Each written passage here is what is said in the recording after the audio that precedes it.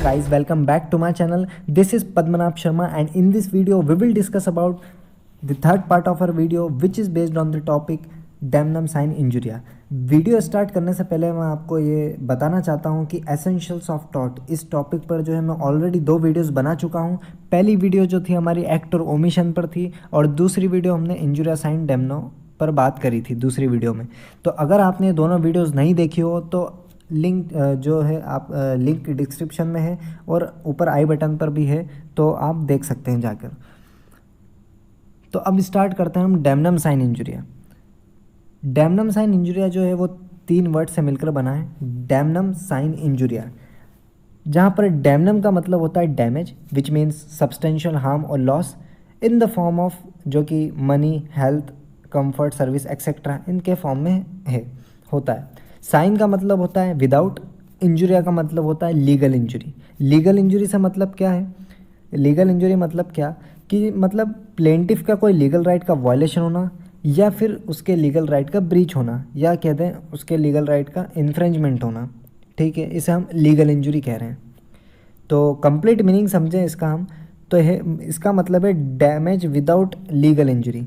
मतलब आपको यहाँ पर डैमेज हो रहा है, नो डाउट डैमेज हो रहा है, बट आपके कोई लीगल राइट का उस डैमेज के कारण कोई लीगल राइट आपका वायलेशन नहीं हो रहा है।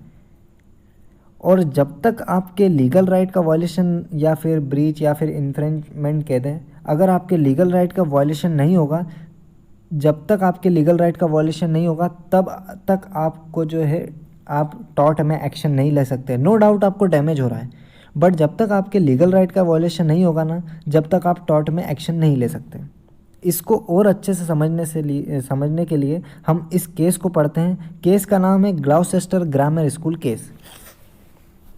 इस केस में क्या होता है, इसमें जो डिफेंडेंट है वो इसी स्कूल, जो ग्रामर स्कूल है, इसी स्कूल का जो स्कूल मास्टर होता है, जो इसी स्कूल के सामने अपना खुद का स्कूल खोल लेता है और अपना जो स्कूल है, अपने स्कूल की जो फीस है वो प्लेंटिफ के स्कूल से कम रख देता है। प्लेंटिफ का स्कूल कौन सा? जो वो पहले जिस स्कूल में स्कूल मास्टर था, उस प्लेंटिफ के स्कूल से वो कम रख देता है अपने खुद के स्कूल की फ़ीस।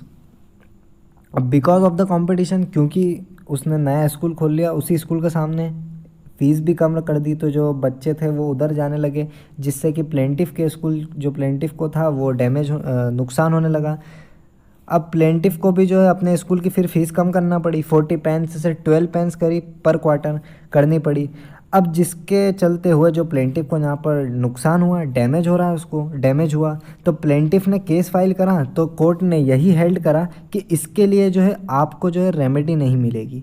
क्योंकि जज साहब ने ये कहा, कोर्ट ने ये हेल्ड करा कि यार आपको नो डाउट डैमेज हो रहा है, बट डैमेज के साथ साथ यहाँ पर लीगल राइट का वायलेशन नहीं हुआ। आपके लीगल राइट का वायलेशन भी होना ज़रूरी है। अगर वो नहीं होता है तो आप जो है रेमेडी नहीं ले सकते। आपको यहाँ पर डैमेज हो रहा है, लॉस हो रहा है, बट आपके यहाँ कोई लीगल राइट का वायलेशन नहीं हुआ उस स्कूल के बनने से। भले ही आपको डैमेज हो रहा है बट आपके लीगल राइट का वायलेशन नहीं हुआ, इसलिए आपको जो है रेमेडी नहीं मिलेगी। और एक एग्जांपल देते हुए जज साहब ने कहा कि मान लो अगर मेरी एक मील है और अगर जो है मेरा ही नेबर एक और मील बना लेता है, जिसके कारण जो है मुझे डैमेज होना चालू हो जाता है, बट फिर भी मैं उस पड़ोसी के खिलाफ उस नेबर के खिलाफ कोई एक्शन नहीं ले सकता। क्यों नहीं ले सकता? कि भले ही उसके मील बनने पर मुझे डैमेज हो रहा है, बट मेरा उसकी मील बनने से जो है मेरे कोई लीगल राइट का वायलेशन नहीं हुआ, इसलिए मैं एक्शन नहीं ले सकता। बट इफ़ माई नेबर, अगर मेरा जो पड़ोसी है, जिस वाटर जो सोर्स आता है मेरी मील में पानी डालता हूँ, जिस वाटर सोर्स से, उस वाटर सोर्स को अगर वो मान लीजिए अगर वो न्यूसेंस क्रिएट करता है, बंद करता है, कुछ डिस्टर्बेंस करता है, न्यूसेंस क्रिएट करता है, तो यहाँ पर जो है मैं कह सकता हूँ कि यहाँ पर मुझे डैमेज भी हो रहा है और डैमेज के साथ साथ मेरे जो है लीगल राइट का वायलेशन भी हो रहा है। तो यहाँ पर मैं फिर रेमेडी ले सकता हूँ।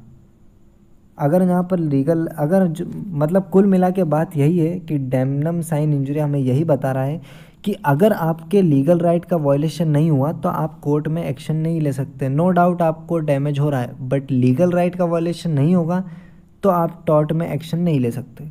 एक और केस समझते हैं हम, केस का नाम है चेसमोरे वर्सेस रिचर्ड्स।